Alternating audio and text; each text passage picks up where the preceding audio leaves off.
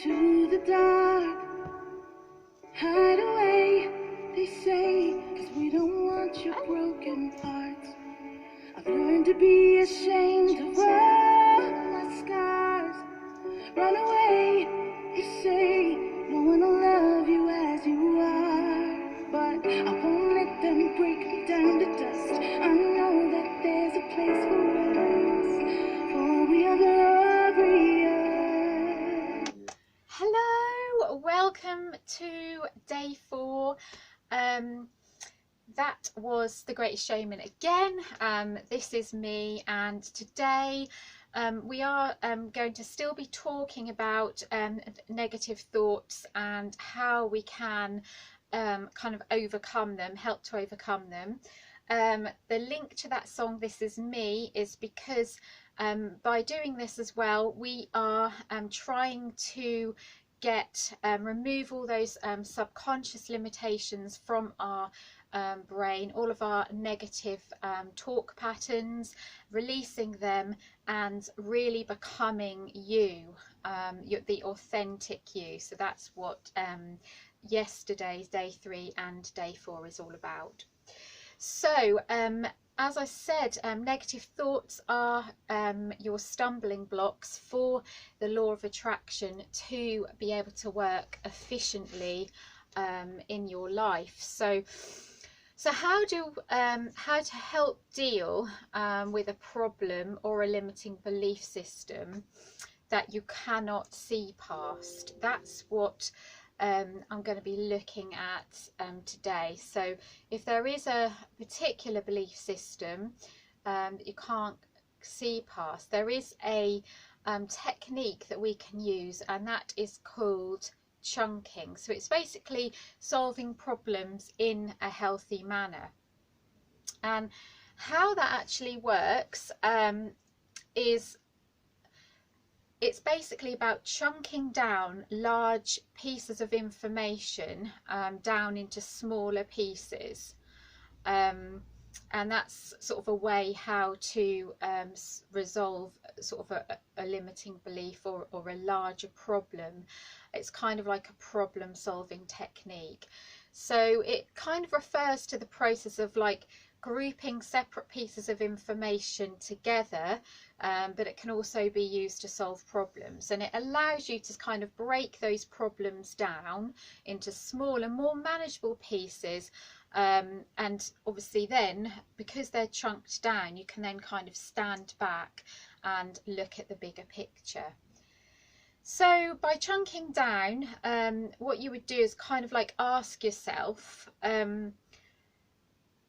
how you did something or why you think something happened.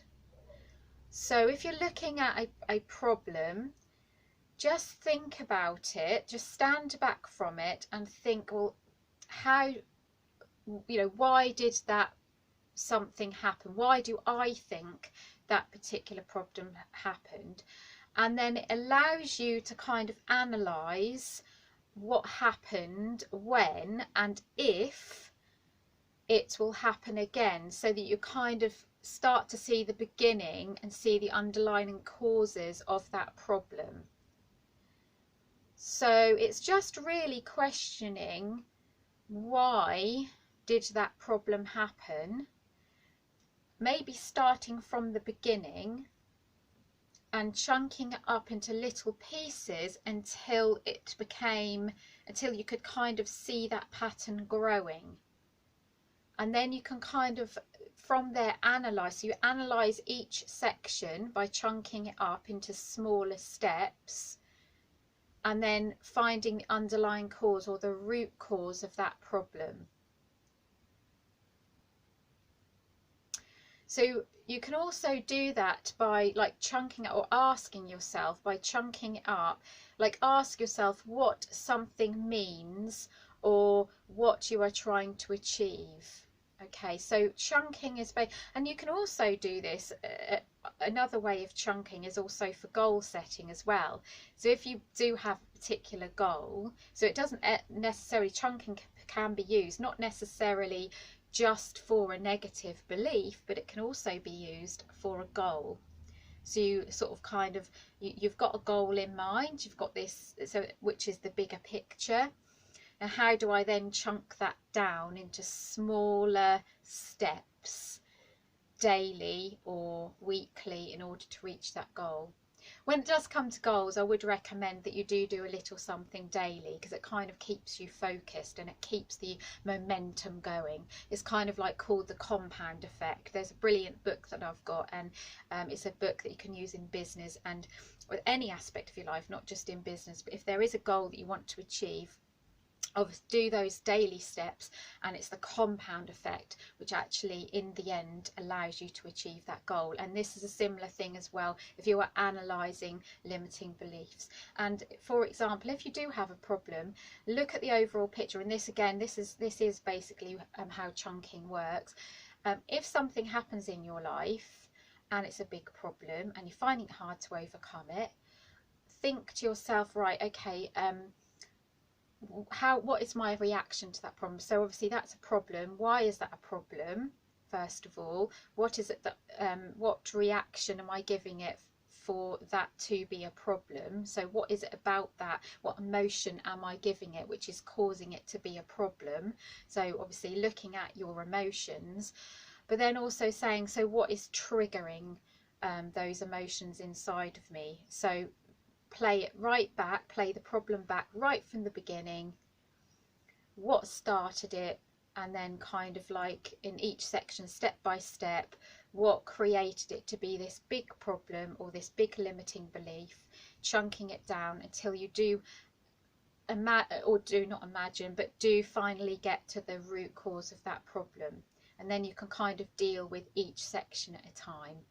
Okay, so that is actually one way, quite a good way of dealing with problems and life and limiting belief patterns.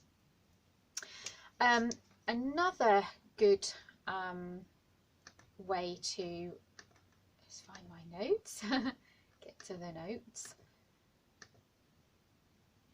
Another good way to resolve limiting beliefs and resolve problems is limiting thought patterns is a technique called cognitive restructuring. And with cognitive reconstruction, basically the human brain is actually capable of over 1,000 processes per second, which is actually quite amazing. This in particular would be our conscious brain, and now we talked about our subconscious brain. It's actually our brain is actually divided up into several parts, and if you've ever heard of NLP, which is neuro-linguistic programming, that actually looks at each different part of the brain and how again you can kind of go through that restructuring process by using your conscious side of the brain to help to reprogram your subconscious. Now your subconscious brain is bombarded with lots of different sensory aspects. It's like billions every sort of 7 seconds, but we can only sort of process seven sensory parts every second. So although it's bombarded with billions, we can only process 7 of those billions of parts in our in our conscious side of our brain. So our conscious side of our brain isn't as strong as our subconscious side, because we are living off at least 90% of our subconscious brain every minute of the day. However, we can our conscious side of our brain can be used to combat the subconscious side of our brain, and that is actually used in the triggering aspect. So whenever we're questioning our limiting beliefs in the technique what I just described before, chunking, we are actually using our conscious side of the brain to talk about our subconscious part of the brain. So we're using our conscious part of the brain to question those triggers that were going on the fear-based side of our brain. Okay, so the conscious brain is an extremely powerful part of our brain, although we don't use it as much as our subconscious.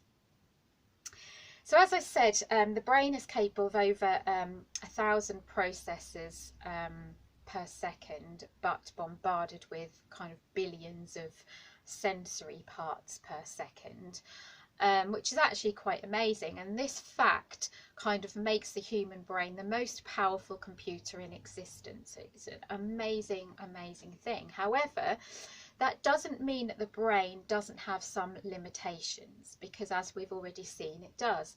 So basically, how we can then overcome cognitive, or how we can use cognitive, what's called cognitive restructuring. That is actually a brilliant tool that can be used to help you to start thinking differently right now, right at this instant. And it can help you think differently about an event as well, a situation and a thought belief.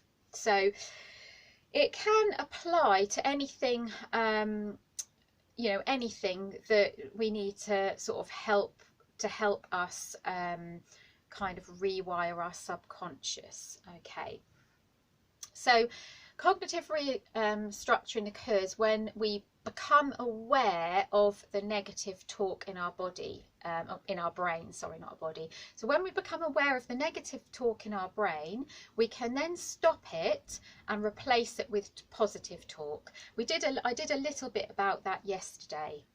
Okay, so cognitive restructuring involves learning how to think differently to change fundamental faulty thinking and replace it with rational, realistic and positive thinking. Okay, so how do we do it? How we do it is, first of all, this is step one. Now you may want to just jot some of these down actually, so if you want to just pause the video and get a pen and paper, this is the time to do it. All right, so cognitive restructuring exercise number one. First of all, you need to evaluate your thoughts and fears. So jot down any thoughts, any limiting beliefs, any fears that you have, and then take a step back and just analyze if you feel they are rational or irrational. Okay, so you just need to just take time to just have a look at them. Journaling and making a list of them or writing it down is a really effective way, because you're kind of looking at it from the outside in. So you're kind of using your conscious brain to analyze your subconscious brain. So it's a brilliant exercise to do. Number two is consider these aspects of those thoughts or fears. Okay, now question them, and the questions you need to ask them is, ask yourself, what's the worst and absolute worst possible outcome of that situation? Okay, and again, you may want to write these down. The other thing is, could this thought or feeling or fear that you have really harm you? Okay. Another thing, another way to look at it is, are you looking at the situation correctly? So have you got the correct facts, first of all? Is it fact? Is it fiction? Do you have all the facts in front of you? Are those facts true? And what proof do you have of these fears? Okay. Another thing is, can you truly handle this situation even though you doubt yourself? So is it, even though you doubt yourself and you're fearing this situation, can you actually handle it? Is it something that you can handle? All right, and that you know, is it something that you know deep down you can overcome this fear or this problem? And then one of the last things are, what to question yourself is, what can you do to change this situation once and for all? So is there something that you can do to change it, and therefore for it to go away? And obviously note that down as well. Okay, So all these things should be noted down on a piece of paper. And then from there, you can then reevaluate the facts and compare them with the list of the thoughts and fears that you had written down. So compare the facts, so all those answers to the questions that I just read out, compare them with the actual thoughts and fears, and then identify what is rational and what is irrational. And that way it is actually possible from this exercise to successfully change thinking habits just by doing that simple exercise, because you are reprogramming your subconscious part of your brain by using the conscious part of your brain, because you're questioning those fears that are buried, or those irrational thoughts, or the limited beliefs that are buried deep in that subconscious brain. Okay, so that in itself is an absolutely fantastic exercise. Right, so the next what we're going to talk about is what happens if we start getting anxious, worried or stressful about a thought or a situation. So stress basically fundamentally is actually an internal emotion. It's a reaction that has reached deep into our subconscious part of our brain and brought up to the surface. So it's a reaction to something that has come deep from our subconscious up into the surface or a conscious part of our brain. Now, stress releases the hormone cortisol, which is basically a hormone that can create tension, fatigue and mental fogginess. It can cause sleepiness and even more. Okay, so stress really also can compromise the immune system, and it can, too much of it, so a little bit of stress is actually quite good for you because it gets your adrenaline going if it's not too much, for you to handle. The stress that I'm talking about here is a kind of stress which is ongoing, that stays with you, which is deep rooted, and it can compromise the immune system, lead to anxiety, depression and illness. Now there's actually scientific evidence to say that a lot of emotional stress and emotional baggage that we have, if we hold on to that energy for too long, that energy stays inside of us and can then manifest into a physical disease or illness, and that's actually scientific fact. So it's really important that we try and release these emotions from within, because it is basically stuck energy from within you. So it's very important to release stress and that kind of negative energy. Right,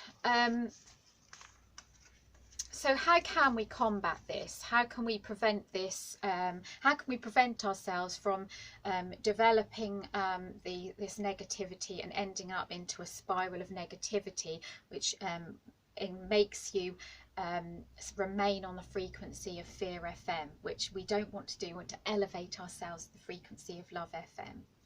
So there's various lifestyle changes we can make, which I've touched on before, which one can combat stress. So exercise, yoga, go for walks, go out in nature, surround yourself with things that you enjoy, which brings you positivity, that you love to do. Surround yourself with family members and friends once we're able to, or call that friend somebody who has a positive influence upon you, give them a call. Another thing is, if you become overwhelmed about something, stress or a particular something that you need to do, break these tasks into smaller tasks so that you do not become overwhelmed. Eating habits is a good thing. Eating healthy food, pamper yourself, giving yourself a bubble bath like we said a few days ago, and meditation. There's so many good things, and these things are often personal to you to make you feel better, to elevate and to try to remove that stress. Now, another good thing is actually taking yourself away from the situation. So and trying to find something else to do. So by diverting your attention away from that thought or that stressful thought that you have, divert your attention away from it and go and do something to occupy your brain, is actually another good way to kind of deviate away from that negative thought pattern as well. Okay, it's basically called pattern interrupt. So pattern interrupt is a great thing to do. So if you're in your house and you've got a lot of work to do and you come overwhelmed with stress, if you say working from home, just get up, take yourself up, go outside, go into the garden, and start using mindful exercises, using your conscious side of the brain by just really noticing your surroundings. So you may just get up, go into your garden, notice the patterns of the clouds, notice the sounds that you hear. You know, even if you kind of like go outside, think of or look at three things that you can see. So using your senses, 3 things that you can hear, 3 things that you can smell, 3 things you can touch, etc. It's called pattern interrupt, and it just takes your mind off that stressful thought or stressful situation and diverts you into a different place by using your conscious side of the brain. So that's another great technique. Okay, so there are other techniques that we can use for stress, and those are techniques, particularly different types of breathing techniques and relaxation techniques. So, for example, sorry, I'm just trying to get the my notes up. Okay.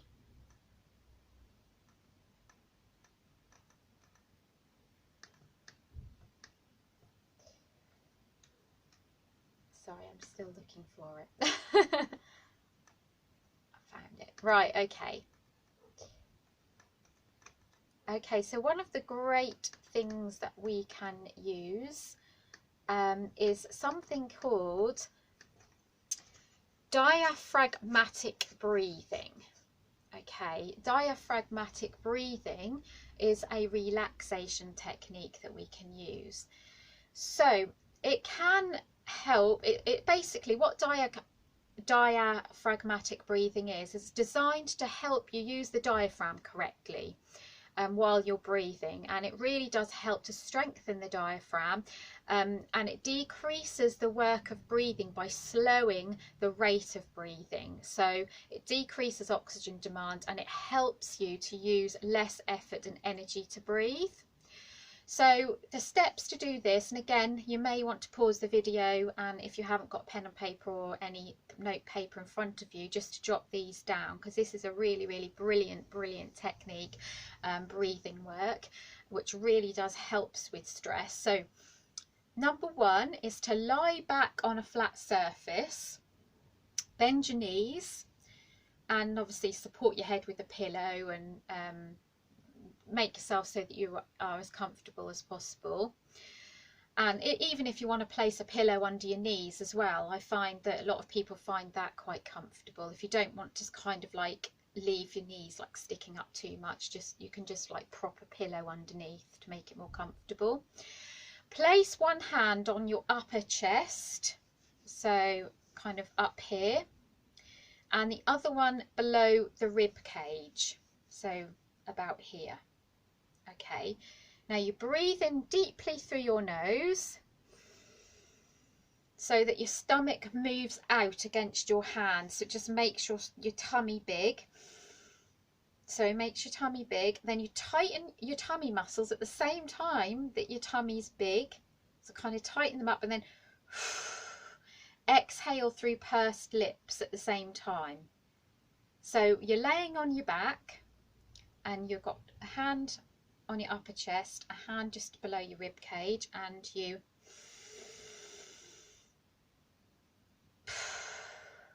like that. Okay, so you're making your tummy big, tightening the tummy muscles, and then breathing out through your mouth through pursed lips at the same time. Okay, so Practice that breathing technique for about 5 to 10 minutes, and that will be really effective. I mean, it would be really good if you could do it 3 or 4 times a day if in times of particular stress, because it really does help. And that type of breathing is great because it can really, really calm and relax you. All right. Another good technique is deep breathing. And that will turn on the relaxation responses as well and evoke a calm state of mind. So just basically with deep breathing, begin to close your eyes and breathe in really deeply through your nose. Hold your breath for 5 seconds and then exhale the breath really slowly, while then relaxing every muscle in your body. So breathe in deeply 5 seconds and then just completely relax every muscle in your body. Allow your every muscle and imagine every bit of tension releasing from your body while you're exhaling. And then you can, even if you wanted to do an affirmation with that, you could just repeat the words, I am calm and relaxed, until you start to feel completely relaxed. Another great stress relief is visualization and imagery. Also meditations as well. So with visualization and imagery, close your eyes and just imagine your happy place, which I talked about a couple of days ago, in a peaceful, relaxing place like a beach or a park or a forest full of trees, whichever resonates with you, and just allow your imagination to feel and see everything, and using all of your senses. So just remember to use all of your senses, your sense of smell, your sight, your touch, your taste, all of those things. Maybe feeling the warm sun, or hearing the ocean, or watching birds, or hearing birds. And if stressful thoughts do enter your mind, then don't worry about it, because the worst thing you want to do is worry. Just simply acknowledge them and dismiss them, and just allow them to just float away out of your mind. Okay, so that technique, along with the breathing techniques, is brilliant for overcoming stress and helping you remain calm. Okay, so I'm just going to, lastly, the last part of today's session is just going to talk through other ways to remove limiting thought patterns as well, and can help reduce stress and relax you. That's meditation is one, and visualization, which I've just gone through. Another thing is EFT, which is emotional freedom technique, and that's actually used to remove energy blocks from your system which is associated with a particular thought pattern. Because if you don't release that energy, then that thought pattern can actually just because as I said before, every thought is energy, energy is thoughts, and if that's stuck in you and not released, it can actually just keep resurfacing. So emotional freedom technique is a great way to release those energy blocks. Hypnotherapy as well, because it completely rewires your subconscious brain.